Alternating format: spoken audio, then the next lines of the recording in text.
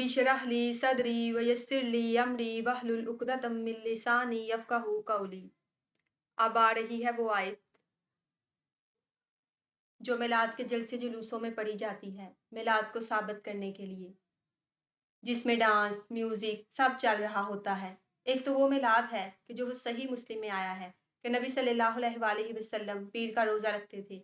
पूछा गया, आप पीर का रोज़ा क्यों रखते हैं? तो फरमाया, इस दिन मैं पैदा हुआ और इस दिन मुझ पर पहली वही नाजिल हुई, इसकी खुशी में मैं पीर का रोज़ा रखता हूँ। एक जो ये झंडियाँ लगाना, जश्न, मक्के मदीने के मॉडल बनाना, इनके सामने खड़े होकर दुआएं करना, ढोल धमक्कों के साथ डिस्को किस्म के म्यूजिक लगा के इन पर कवालियाँ, नातें और मर्द औरत का इख्तिलात, एक दूसरे की वीडियोस बनाना। फिर लोग इस आयत को दलील बनाकर खुशी का ये माना लेते हैं। और जश्न कुरान जो नबी सल्लल्लाहु अलैहि वसल्लम का इंस्ट्रूमेंट आप दावा है।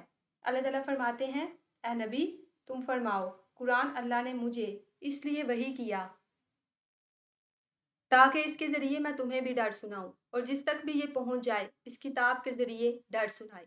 और क्या फरमाया, ए नबी सल्लल्लाहु अलैहि वसल्लम आप कुरान के ज़रिए से नसीहत करें उसे जो अल्लाह की धमकी से डरता है। तो कुरान तो इंस्ट्रूमेंट ऑफ दावा है, तो अल्लाह ने क्या कहा कि इसके मिलने पर खूब खुशियाँ मनाओ। खुशियाँ मनाने से मुराद ये नहीं कि दौड़ धमक्के करो, बल्कि कुरान का हक अदा करो, इस नेमत की नसीहत पे अमल करो। यानी नबी सल्लल्लाहु अलैहि वसल्लम और इनके फरामीन से बेहतर कोई जमा पूंजी नहीं, क्योंकि जमा पूंजी तो दुनिया की करेंसी है, यहाँ पर चलेगी और वो हर वक्त चलती भी नहीं। कितने कितने ला इलाज मरीज पैसा दे के भी अपना इलाज नहीं करवा सकते। तो अल्लाह ताला क्या फरमा रहे हैं, सूरह यूनुस आयत नंबर 58, कुल भी फजलिल्लाहि व बिरहमतिही फबिज़ालिका फलयफ्रहू हुवा खैरुम मिम्मा यजमाऊन। कह दो कि कुरान अल्लाह के फजल से और इसकी रहमत से है, तो इस पर उनको खुश होना चाहिए, ये बेहतर है इससे जो वो जमा करते हैं। कुरान के मिलने पे खुशी मनाओ। क्यों? आप देखें कि ये जो कुरान है ये इंसान को सीधे रास्ते की तरफ हिदायत देता है। ये इंसान के दीन को भी संवार देता है, इसकी दुनिया को भी संवार देता है और ये इंसान को राइट ट्रैक की तरफ लेके आता है। जो इस कुरान को पढ़ेगा, जो इसको मजबूती से थामेगा, जो इस पे अमल करने की कोशिश करेगा, वो दुनिया और आखिरत में कभी रुस्वा नहीं होगा। तो ये कोई आम किताब नहीं है, बाकी बुक्स की तरह की एक बुक नहीं है, बल्कि ये अल्लाह का कलाम है। तो फिर हमें इसे इतनी ही वैल्यू देनी चाहिए। अल्लाह इसके मिलने पे हमें क्या कह रहे हैं कि खुशी मनाओ। क्यों खुशी मनाओ? खुशी इंसान तब मनाता है जब उसको कोई बहुत बड़ी नेमत मिलती है, जब उसको कामयाबी मिलती है, जब उसको कोई ऐसी चीज़ मिलती है जिसका उसने कभी तसव्वुर भी नहीं किया होता।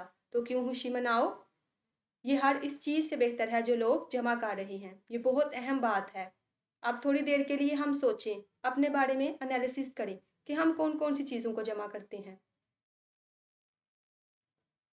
इसमें सोना चांदी हो गया, मालो दौलत हो गया, किस किस तरह की कलेक्शंस होती हैं, कपड़ों के हवाले से, जूतों के हवाले से, क्रॉकरीज के हवाले से, घर की सजावट के लिए पूरी दुनिया से क्या क्या जमा करते हैं। ज़रा इमेजिन करें, पूरी दुनिया के लोग जितनी भी चीज़ें जमा कर रहे हैं, अगर उनको इकट्ठा कर भी दिया जाए तो ये कुरान इन तमाम चीज़ों से बेहतर है। ऑनेस्टली अपना जायज़ा लें, क्या हम कुरान को इतनी इम्पोर्टेंस देते हैं? क्या हम कुरान को इतनी वैल्यू देते हैं कि हम सोचें कि ये हर उस चीज़ से बेहतर है जो लोग जमा कर रहे हैं। दुनिया में छोटी छोटी चीज़ें खरीदने और कलेक्ट करने में हम कितनी मेहनत करते हैं, एफर्ट्स कर रहे होते हैं, उसके लिए कमाई कर रहे होते हैं, सेविंग्स कर रहे होते हैं, सिर्फ इसलिए कि हम कोई स्पेसिफिक चीज़ कलेक्ट कर सकें। लेकिन अल्लाह ताला क्या फरमा रहे, ये हर उस चीज़ से बेहतर है जो लोग जमा कर रहे। तो फिर मुझे और आप सबको ये सोचना चाहिए कि हम इस कुरान के साथ अपना कितना वक्त गुजार रहे हैं, हम इसके लिए अपनी कितनी सलाहियतें लगा रहे हैं, क्योंकि इसके बारे में भी सवाल होगा कि हमने अपना वक्त कहाँ लगाया, किन चीज़ों में लगाया, हमारी तरजीहात क्या थी और हमने इस कुरान को कितना वैल्यू किया।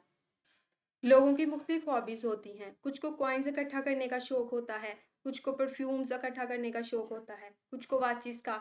हर एक के लिए ये डिफरेंट है। लेकिन कभी हमने कुरान के जेम्स को इकट्ठा करने की कोशिश की?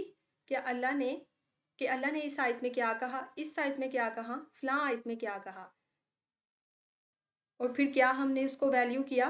जब हम कोई नई चीज़ खरीदते हैं तो आके घर वालों को दिखाते हैं, रिलेटिव्स को दिखाते हैं। क्या इस तरह कोई नई आयत पढ़ने पे हमने किसी को बताया कि आज मैंने कितनी ज़बरदस्त आयत पढ़ी? तो असल बात क्या है कि अल्लाह हमें यहाँ पे बता रहे कि दुनिया वाले जो भी जमा कर रहे हैं ये हर उस चीज़ से बेहतर है इन सब में सबसे ज़्यादा वैल्यूएबल चीज़ कुरान मजीद है, तो फिर हमें इसको इतनी ही वैल्यू देनी चाहिए। और फिर ये हकीकत है कि जो भी कुरान से जुड़ जाता है वो मुअज़्ज़ज़ हो जाता है।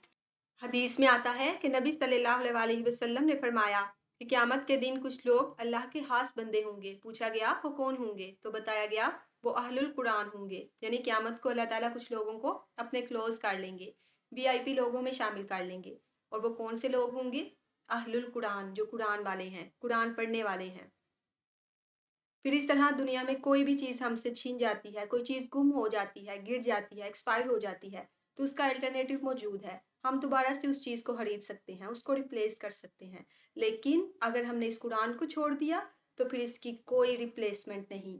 हमें इसके ज़रिए से अल्लाह से अपना ताल्लुक मजबूत रखना चाहिए, क्योंकि कुरान ही वो रस्सी है जिसका एक सिर अल्लाह के हाथ में है और दूसरा जो चाहे थाम ले। फिर इसी तरह नबी सल्लल्लाहु अलैहि वसल्लम ने फरमाया, मैं तुम में दो चीज़ें छोड़े जा रहा हूँ, जो इसको थामेगा, मजबूती से थामेगा, वो कभी गुमराह नहीं होगा, जिसमें से एक कुरान और एक मेरी सुन्नत। तो फिर ये कुरान हमारे लिए ना सिर्फ दुनिया में शर्फ का बाइस है, बल्कि जो भी शख्स दुनिया में इसे अपनी ज़िंदगी में शामिल करता है, इसकी ज़िंदगी हियातन तय्यिबा बन जाती है। मौत के वक्त भी फरिश्ते ऐसे शख्स को सलाम करते हैं। फिर कब्र में आप देखें कि कुरान एक खुश शक्ल इंसान की सूरत में अपने पढ़ने वाले के पास आ जाएगा। हशर के मैदान में देखें कि जब कोई साया नहीं होगा, कोई किसी के काम नहीं आएगा, कोई किसी को पहचान नहीं रहा होगा, तो कुरान अपने पढ़ने वालों के लिए सिफारिश करेगा। सूरह आल इमरान और सूरतुल बकरा परिंदों के झुंड और बादलों की शक्ल में अपने पढ़ने वालों को साया किए होंगी। और यहाँ तक जगरा कुरान अपने पढ़ने वाले के लिए करेगा जब तक कि उसकी सिफारिश मान नहीं ली जाएगी, यानी जब तक उसको जन्नत में दाखिल नहीं किया जाएगा। तो इससे हमें क्या पता चलता है कि वो जगहें जहाँ पे कोई किसी को नहीं पहचानेगा, कोई किसी के काम नहीं आएगा, वहां पे भी कुरान अपने पढ़ने वालों के साथ होगा। लेकिन किसके साथ? जिसने इसको पढ़ा, जिसने इसका हक अदा किया, जिसने इसको छोड़ा नहीं, भूला नहीं, जिसने इस कुरान को वैल्यू किया। तो अल्लाह ताला हमें खुद इस कुरान की वैल्यू बता रहे हैं। और वो क्या? हुआ खैरुम मिम्मा यजमाउन, ये उन सब चीज़ों से बेहतर है जिन्हें लोग समेट रहे हैं। लिहाजा हमें इसको पढ़ना चाहिए, समझना चाहिए, अमल करना चाहिए और फिर इसे दूसरों तक भी पहुंचाना चाहिए। क्यों? क्योंकि यही इंसान के लिए दुनिया में भी निजात का बाइस है और आखिरत में भी। और एक कौल भी है कि अगर तुम चाहते हो कि तुम अल्लाह से बात करो तो नमाज पढ़ लिया करो, और अगर तुम चाहते हो कि अल्लाह तुमसे बात करे तो कुरान पढ़ लिया करो। तो असल चीज़ क्या है कि हमें कुरान के जेम्स को इकट्ठा करना चाहिए और इसको अपनी ज़िंदगी में शामिल करना चाहिए। और फिर ये बात याद रखें कि दुनिया में जितनी भी चीज़ें हम जमा करते हैं, इन सब को तो ख़त्म हो जाना है। क़यामत की घड़ी आएगी, सूर फूंका जाएगा और सब कुछ ख़त्म हो जाएगा। क्योंकि कुरान अल्लाह ताला की महलूक नहीं है, तो ये कुरान ख़त्म नहीं होगा। ये अल्लाह का कलाम है, ये हमेशा बाकी रहेगा। तो इसलिए चीज़ों के पीछे भागना, चीज़ों के पीछे वक्त लगाना, अपनी सलाहियतें लगाना और कुरान जैसी नेमत को फिर पीछे छोड़ देना और इसको वैल्यू ना करना, इसके लिए वक्त ना निकालना, तो फिर ये घाटे का सौदा है। हमेशा कुरान को मुकद्दम रखना चाहिए। रसूलुल्लाह सल्लल्लाहु अलैहि वसल्लम ने फरमाया, पहुंचा दो हुआ तुम्हें एक ही आयत आती हो। इसलिए रोज अपने सफर को ताकत बख्शे, रोज अपनी जिंदगी में न्यू वैल्यू ऐड करें। Power up your voice.